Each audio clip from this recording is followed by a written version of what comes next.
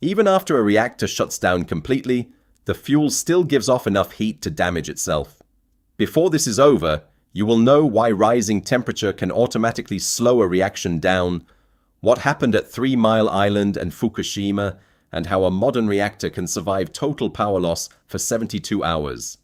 At the center of a running nuclear reactor, fuel temperatures can rise above 2,700 degrees Celsius, hotter than molten steel. The cladding around the fuel rods would fail almost immediately if cooling stopped. And cooling can stop. It has stopped before. The deeper answer is that a well-designed reactor is built to fail safely on its own. Physics does much of the work. When something goes wrong, the wrong condition makes the reaction slow down. Engineers call that negative feedback. To understand it, you first have to understand what a reactor is doing. It is not burning fuel like a coal plant, it is splitting atoms. When one uranium atom splits, it releases energy and neutrons. Those neutrons strike other uranium atoms, which split as well, releasing more neutrons. That chain reaction is what creates the heat. The challenge is not to make the reaction happen. It is to keep it steady rather than letting it accelerate out of control. The basic principle was demonstrated by Enrico Fermi in 1942 in a squash court under the University of Chicago. His Chicago Pile 1 reactor was a stack of graphite blocks and uranium with cadmium-coated rods that could be inserted to absorb neutrons and slow the reaction. On December 2nd of that year, Fermi achieved the first controlled self-sustaining chain reaction. What Fermi proved was that a chain reaction could be controlled, not just triggered. Pull the cadmium rods out a little and the reaction sped up. Push them in and it slowed down. That same idea still sits at the center of commercial nuclear power. Modern reactors use control rods to absorb neutrons and throttle the reaction, but control rods are only part of the story. They depend on human action, or at least on an electrical signal. A reactor that relies only on active intervention is only as safe as its operators and its power supply. That weakness became clear at 3 Mile Island in 1979 and again at Chernobyl in 1986. Those accidents pushed the industry toward a harder question. What happens if every human and every system fails at once? The answer came from physics. Reactors can be designed so that a rise in temperature automatically reduces reactivity. No operator is needed. No electricity is needed. The heat itself becomes the brake. This is called the temperature coefficient of reactivity, and whether it is negative or positive is one of the most important safety questions in reactor design. A negative temperature coefficient means that as fuel gets hotter, the reaction slows down on its own. In many reactors, water slows neutrons to the right speed. When the water heats up, it expands and becomes less dense. Fewer water molecules means less slowing. Faster neutrons mean fewer splits. Fewer splits mean less heat. The reactor cools itself. This is not a minor effect. In a typical pressurized water reactor, even a modest coolant temperature rise reduces reactivity within seconds. The system does not wait for an alarm or for a human decision. It responds automatically. The fuel adds another layer of protection. Most commercial reactors use uranium oxide pellets, each about the size of a fingertip. As those pellets heat up, they absorb more of their own neutrons, a behavior known as Doppler broadening. So when the fuel gets hotter, more neutrons are trapped before they can drive the chain reaction further. Together, coolant feedback and fuel feedback create a reactor that resists its own runaway. Both act in fractions of a second. Control rods are slower by comparison. They are still critical, but they are the secondary line of defense, not the first. On top of those physics-based responses, every commercial reactor has a scram system, an emergency shutdown that drops all control rods into the core at once. In modern plants, the rods fall under gravity. No power is needed. No operator has to hesitate. They simply drop. But shutting down the chain reaction does not end the heat problem.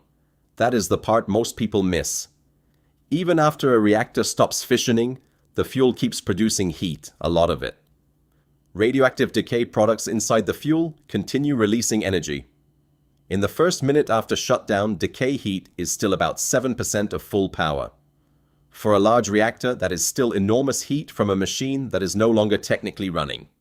That residual heat is what damaged the cores at 3 Mile Island and Fukushima. The fission stopped, but the decay heat did not. Without enough cooling water over the fuel rods, temperatures kept climbing. The zirconium cladding that holds the fuel began to degrade. Once that cladding fails, radioactive material can escape into the coolant, so decay heat needs its own solutions. The first is simple in concept. Keep water over the fuel. Most plants have multiple cooling loops powered by separate sources. They have emergency core cooling systems that can flood the vessel with water from storage tanks. At Fukushima, the tsunami knocked out both the grid and the backups. That loss of power to the pumps is what allowed the meltdowns to unfold. The lesson was direct. Passive decay heat removal must work without electricity at all. Modern designs, including the AP1000, use gravity-fed tanks placed above the reactor. If normal cooling fails, valves open and water flows down over the core by gravity alone. The tank contains enough water to keep the reactor safe for 72 hours without operator intervention. The reactor is also wrapped in containment. In most Western plants, that is a thick, reinforced concrete shell, usually 1 to 3 meters thick, meant to trap radioactive material if something escapes the fuel or pressure vessel. Chernobyl had no such Western-style containment. Its RBMK reactor design also had a positive void coefficient, which meant that if water turned to steam, reactivity increased instead of decreased. Instead of slowing when it got hot, the reactor sped up. When operators ran a test on the night of April 26, 1986, that instability mixed with operator mistakes and produced a power surge the design could not absorb. The explosion at Chernobyl was not a nuclear bomb detonation. It was a steam explosion, followed by a chemical fire involving graphite. The graphite fire burned for 10 days and spread radioactive particles across Europe. The accident showed that reactor safety is not optional. It is the central engineering problem around which everything else must be organized. After Chernobyl, designers had to ask a harder question. Not just how do you prevent accidents, but how do you make sure a severe accident cannot escalate into something worse? The answer is defense in depth. That means not one safety barrier, and not two, but a layered series of independent barriers and systems, each capable of containing the accident by itself. The first barrier is the fuel pellet itself.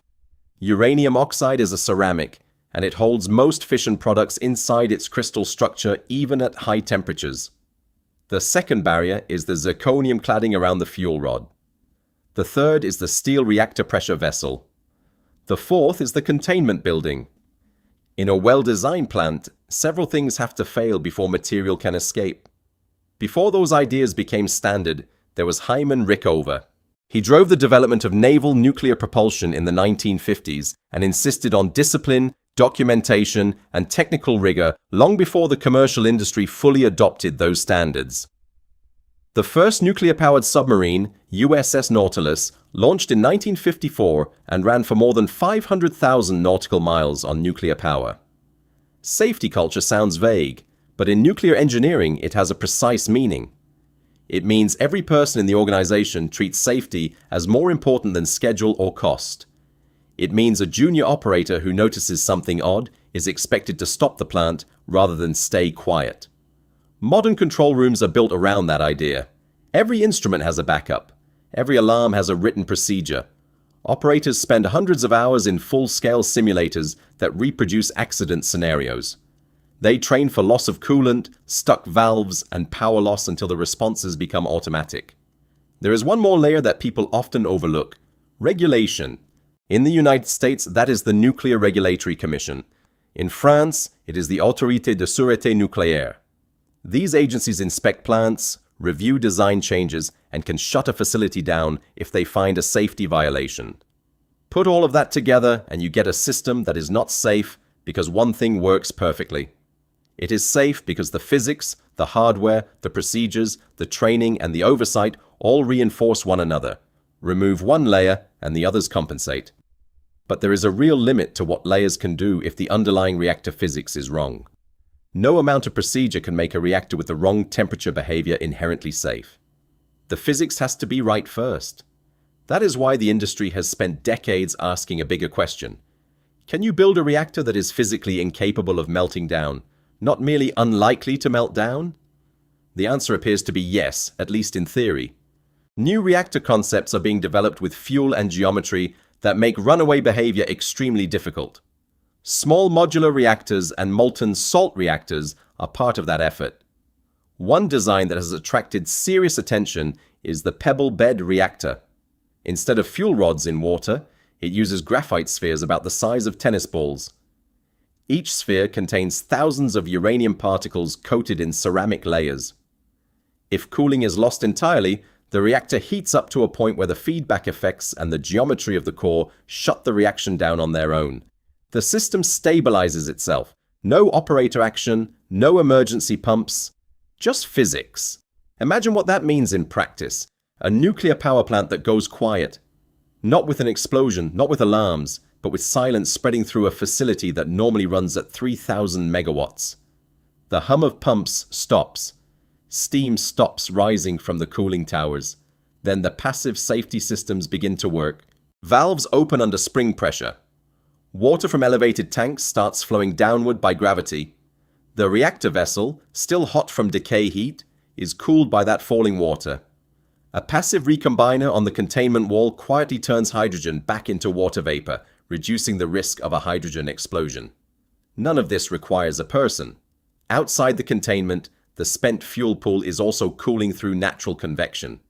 Hot water rises, cooler water sinks, and the loop continues without pumps. The decay heat curve keeps dropping. In the first hour, it falls quickly. By 24 hours, it is below 0.1%. The fuel is still hot, but the trend is in the right direction. By 72 hours, the gravity-fed tanks are near empty. That is the designed limit of the passive system. By then, emergency crews are expected to have arrived and connected portable pumps or external water sources. The passive system is not meant to run forever. It is meant to bridge the period between an accident and real human response. That bridge matters because in every severe accident, the critical gap was time. Looking at commercial nuclear power statistically, the record is more complicated than either its fans or its critics usually admit. Over roughly 18,000 reactor years of commercial operation worldwide, there have been 3 major accidents with significant core damage. 3 Mile Island, Chernobyl, and Fukushima. That still leaves the hardest question. How safe is safe enough? There is no purely technical answer. It depends on how people perceive risk, how governments compare nuclear power with other energy sources, and how much real learning the industry has absorbed from past accidents. After Fukushima, Germany chose a full phase-out. France, where nuclear power produces about 70% of electricity, kept going. What the engineering does show is this. A reactor does not melt down because someone forgot to press a button. It melts down when a sequence of failures in design, procedure, culture, and emergency response overwhelms the barriers. Each major accident taught something specific. 3 Mile Island showed the importance of training operators for ambiguous situations, not just textbook ones. Fukushima showed that passive decay heat removal has to be a baseline requirement, not an optional upgrade. Fermi's experiment in 1942 proved the chain reaction could be controlled. It means negative temperature coefficients. It means passive cooling. It means layered physical barriers. It means a culture where asking hard questions is rewarded. It means regulators with real authority. No single layer is enough by itself. Together, they are why the most energy-dense fuel humanity has ever used can sit inside a plant near a city and run for decades without incident. The challenge ahead is not small. Many of the reactors producing a significant share of the world's electricity were designed in the 1960s and 1970s.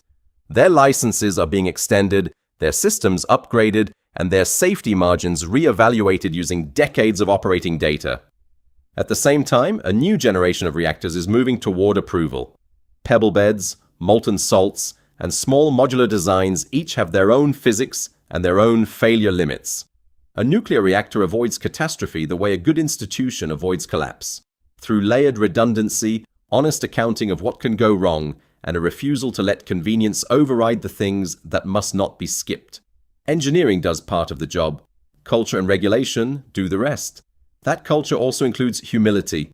A reactor designer cannot assume perfect conditions because real plants face storms, human fatigue, equipment aging, and changing policy pressures over long service lives.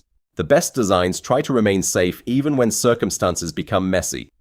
When all 3 work together, the machine is remarkably resilient. When anyone is neglected, the margin shrinks fast, and the fuel inside those ceramic pellets does not forget how hot it is. That question is why safety analysis remains the heart of nuclear engineering. Everything else, from fuel fabrication to plant economics, depends on the confidence that the reactor can survive loss of power, loss of cooling, and human error without turning into a disaster.